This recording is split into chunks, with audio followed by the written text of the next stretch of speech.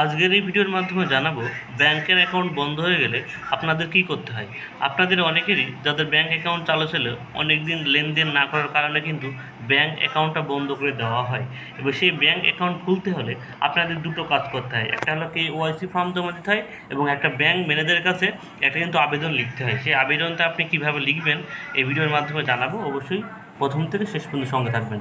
প্রথমে একটা সাদা পেপারে আপনি এখানে লিখবেন টু দ্য ব্যাংক ম্যানেজার, অর্থাৎ আপনি ব্যাংক ম্যানেজারের কাছে একটা আবেদন করছেন।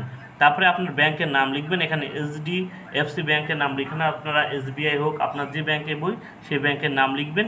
এরপর সেই ব্যাংকটা কোথায় অবস্থিত তার ঠিকানা এবং তার জেলার নামটা কমা দিয়ে লিখে দেবেন। ঠিক আছে, এই কিন্তু ব্যাংকের অ্যাপ্লিকেশনের প্রথম ধাপটা হয়ে গেল।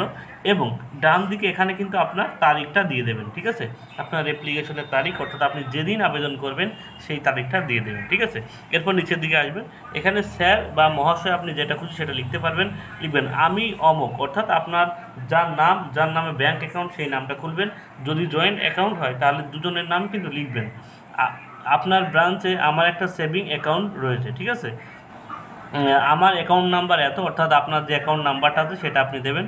এরপর লিখবেন বিগত 1 বছর বা তার বেশি সময় ধরে আমার এই অ্যাকাউন্ট লেনদেন করা হয়নি আমার অসুস্থতার কারণে, অর্থাৎ আপনি যে কোনো কারণে অসুস্থ ছিলেন যার জন্য আপনি লেনদেন করতে পারেননি, সেই জন্য আমার অ্যাকাউন্টটা বন্ধ হয়ে গিয়েছে। ঠিক আছে, এটা আপনি লিখবেন। এটা লেখার পর নিচের দিকে আসবেন, এখানে লিখবেন অতএব একটু জায়গা এখান থেকে যে মার্জিন টানটা থাকবে তার একটু সাইড থেকে লিখবেন অতএব মহাশয় আপনি আমার আবেদন গ্রহণ করে যত দ্রুত সম্ভব আমার অ্যাকাউন্টটি সক্রিয় করে বাধিত করুন যাতে আমি নিয়মিত টাকা লেনদেন করতে পারি। ঠিক আছে, এটা লেখার পর নিচের দিকে আসবেন, এখানে লিখবেন ধন্যবাদ অন্তে, এখানে যে লাল দাগটা দেওয়া আছে এখানে আপনার সিগনেচারটা করবেন, আর এখানে যে ফোন নাম্বারটা আছে সেই ফোন নাম্বারটা আপনি লিখে দেবেন। ঠিক আছে, এই কিন্তু ব্যাংকের ম্যানেজারের কাছে অ্যাপ্লিকেশন করার ফুল প্রসেস।